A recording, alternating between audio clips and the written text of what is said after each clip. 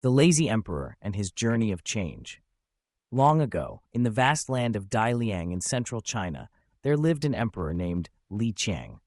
Though he ruled the kingdom, he was the laziest monarch in the history of the realm. Day after day, Emperor Li Qiang did nothing but eat, sleep, and lounge around. He paid no attention to the fate of his country, ignored the news, and had no concern for the suffering of his people. The ministers of the court were helpless, unable to awaken any sense of duty or energy in their idle ruler. The people of Daliang suffered greatly due to the lack of leadership. They faced hunger, widespread disease, and waves of crime and banditry. Cries of despair echoed from village to village.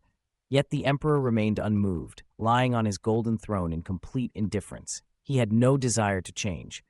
Court officials repeatedly submitted plans, offered heartfelt advice, and even warned him of the risk of losing his throne if he continued in idleness.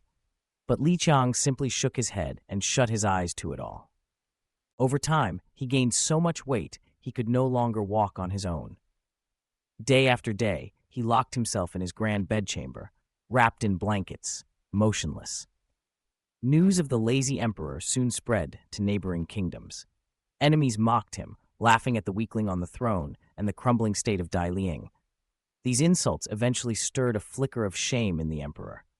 One morning, looking at his reflection in an old mirror beside his bed, Li Qiang was startled.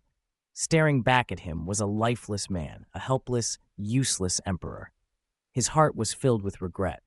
In that moment, he made a vow to rise again, to regain his health, and to reclaim his ability to lead.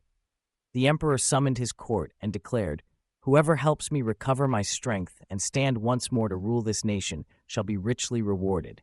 The news spread quickly throughout the palace and across the country. Renowned physicians and healers from all corners of Daliang came rushing to the capital, bringing with them rare herbs, miraculous exercise techniques, and intricate remedies. They mixed potions, prepared tonics, and tried every method imaginable in hopes of restoring the emperor's health.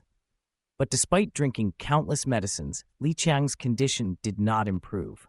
On the contrary, he grew weaker, his body bloated, his energy drained. The physicians finally gave up, unable to help a man who had lost all will to heal.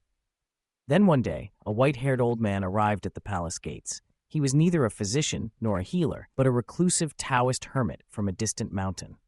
Introducing himself as Xiao Xuan, the old man claimed he could awaken the emperor's inner strength, but only if the emperor himself came to see him at Mount Hua, where he lived. Xiao Xuan said firmly, "I cannot bring the remedy to the palace. If you wish to heal, you must walk to me." Upon hearing this, Emperor Li Qiang flew into a rage. "I am so weak I cannot even sit up. How could I possibly walk hundreds of miles to a remote mountain?" he grumbled. The ministers pleaded with him, "Your Majesty, this might be your final chance. If you don't try, no miracle will ever happen." Reluctantly, the emperor began trying to sit up in bed with the help of palace guards. In pain and with great difficulty, he persisted, taking his first small steps out of the bed, beginning his long journey to Mount Hua. Day by day, he walked slowly, first through the palace grounds, then beyond the capital, and finally out into the countryside. Each time he reached Xiaoshuan, the old man would say, "Come back again tomorrow." And each time, Li Qiang obeyed. He had no idea that these walks to the Taoist's hut were the real medicine, gradually strengthening his body. Nearly a month passed. The emperor's health improved remarkably. He was lighter, more flexible, and far more energized. Each step gave him renewed strength, not just in body, but in spirit.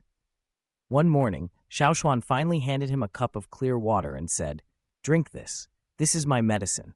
The emperor eagerly drank the water and asked, "What is this potion? I want to share it with the royal physicians." The old man smiled gently and replied, "It's just plain water, Your Majesty. There is no magic in it." Li Qiang was stunned.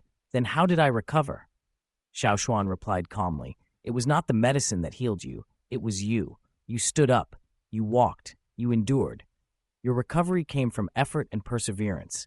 That is the only true medicine. There is no shortcut to health or success.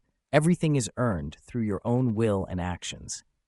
The emperor fell silent, reflecting on those words. Then tears welled in his eyes. He realized he had wasted years waiting for a miracle instead of taking responsibility to change his life. From that day on, Emperor Li Qiang vowed to turn his life around. He trained his body, studied diligently, and devoted himself to ruling the country. He transformed into a wise, energetic monarch, respected and beloved by his people. Under his renewed leadership, the kingdom of Daliang gradually recovered. Prosperity and peace returned to the land. Lesson: this story reminds us that there are no shortcuts to success or self-improvement. Effort, perseverance, and action are the true keys to change. Sometimes what we need is not a miracle or a magical cure, but the simple will to rise, take that first step, and never give up.